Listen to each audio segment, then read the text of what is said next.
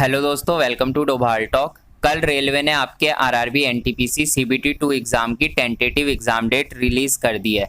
और exam date आने के बाद स्टूडेंट्स के मन में अलग अलग तरीके के सवाल आ रहे हैं। सबसे पहला सवाल स्टूडेंट्स के मन में आ रहा है कि कल जो डेट्स रिलीज़ हुई है वो लेवल 4 और लेवल 6 के एग्ज़ाम की है, तो अब लेवल 2, लेवल 3 और लेवल 5 के एग्ज़ाम कब तक होंगे, इनकी एग्ज़ाम डेट कब तक आएंगी।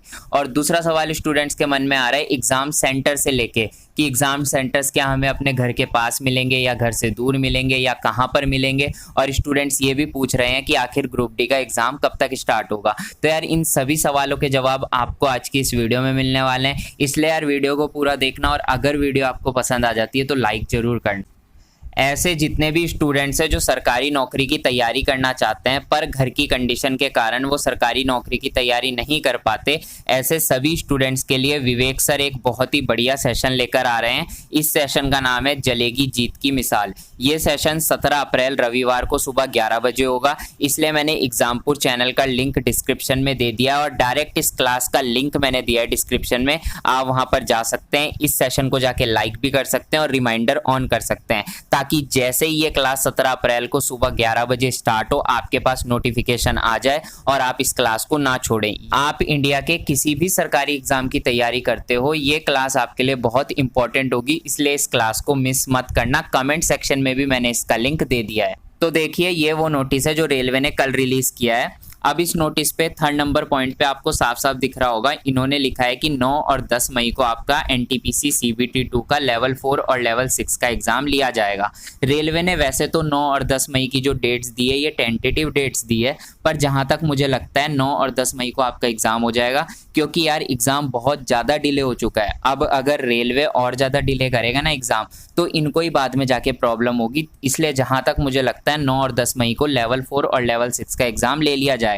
अब बात आती है कि आखिर लेवल 2, लेवल 3 और लेवल 5 के एग्जाम कब तक होंगे। तो देखो, जैसे ही आपका लेवल 4 और लेवल 6 का एग्जाम खत्म हो जाएगा ना, उसके तुरंत बाद ये आप लोगों के लेवल 2, लेवल 3 और लेवल 5 की जितनी भी प्रोसेस है उसको कंप्लीट करके उसकी डिटेल्स भी आप लोगों को एक नोटिस के माध्यम से प्रोवाइड करा देंगे। और जहां तक उम्मीद है जून के लास्ट तक आपके सारे लेवल का एग्जाम खत्म हो जाएगा, क्योंकि इन्होंने कहा है कि जुलाई में ये ग्रुप डी का एग्जाम लेंगे, इसलिए कोशिश करेंगे कि जून तक आपके सारे लेवल का एग्जाम खत्म हो जाए। तो यार आपके पास बहुत कम टाइम बचा है, 1 से 1.5 महीना बचा है, ज्यादा से ज्यादा मेहनत करो। और जो स्टूडेंट्स 1 से ज्यादा लेवल पे क्वालिफाई हुए हैं ना, उनके पास तो 3-4 मौके हैं। तो यार कोशिश करो कि एक ना एक लेवल पे तो आप क्वालिफाई कर जाओ और इस बार नौकरी को ले लो। और बहुत सारे स्टूडेंट ये भी बोल रहे थे कि जैसे हम लेवल 2, लेवल 5, लेवल 4 पे सिलेक्ट हैं, तो क्या हम किसी एक लेवल का एग्ज़ाम छोड़ सकते हैं? अगर एग्ज़ाम छोड़ेंगे तो कोई दिक्कत तो नहीं होगी? देखो, दिक्कत तो कुछ नहीं होगी। अगर आप कोई एग्ज़ाम छोड़ देते हो एक लेवल का, या फिर आप सारे देना चाहते हो तो सारे भी दे सकते हो, पर मैं तो आपको यही एडवाइस दूंगा कि सारे एग्जाम दो। अगर आपको मौका मिला हुआ है कि आप 3 से 4 सीबीटी 2 दे सकते हो, तो यार फालतू में एग्जाम क्यों छोड़ना है? वैसे ही इतने साल के बाद एग्जाम हो रहा है, और अगर आप ऐसे बेवकूफ़ी करने लगे, एग्जाम छोड़ने लगे, तो फिर तो हो गया। तो मैं तो यही एडवाइस दूंगा कि किसी लेवल का आप एग्जाम मत छोड़ना। बाकी आपकी मर्जी, अगर छोड़ना चाहो तो छोड़ भी सकते हो। अब बहुत सारे स्टूडेंट्स ये भी पूछ रहे थे कि हमें सेंटर कहाँ पर मिलेगा, हमें घर के पास सेंटर मिल जाएगा या फिर जहाँ से हमने फॉर्म अप्लाई किया है वहाँ सेंटर मिलेगा या कहीं और भी मिल सकता है। तो देखो, ज़्यादा से ज़्यादा चांसेस तो यही है कि जिस आरआरबी से आपने फॉर्म अप्लाई किया था वहाँ पे आपका सेंटर लगेगा। मान लो मैं उत्तराखंड से हूँ, और एग्जाम्पल के लिए बोल देता हूँ कि मैंने इलाहाबाद से आरआरबी का फॉर्म भरा था एनटीपीसी का, तो यार मेरा जो सेंटर है 90% चांस है कि इलाहाबाद में पड़ेगा। पर हो सकता है कि इलाहाबाद में सेंटर्स की कमी हो। कई बार ऐसा हो जाता है कि कैंडिडेट ज़्यादा क्वालिफाई कर जाते हैं और सेंटर कम होते हैं। तो इस केस में ऐसा भी हो सकता है कि अगर मैं उत्तराखंड से हूँ तो मुझे उत्तराखंड में ही सेंटर प्रोवाइड करा दिया जाए, लेकिन इसके चांसेस कम होते हैं। 90% चांस तो यही होते हैं कि जिस आरआरबी से आपने फॉर्म अप्लाई किया है वहाँ सेंटर मिलेगा। बाकी ऐसा कुछ नहीं है कि होम सेंटर नहीं मिलता है। अगर सेंटर की कमी पड़ती है उस आरआरबी में और कैंडिडेट ज़्यादा क्वालिफाई कर गए हैं जहाँ से आपने फॉर्म भरा है, तो फिर आपको अपना होम सेंटर भी मिल सकता है। और इन केस आपके होम सेंटर में भी सेंटर्स की कमी होती है, तो आपको आपके स्टेट के 400 से 500 किलोमीटर के दायरे में किसी दूसरे स्टेट में भी सेंटर मिल सकता है।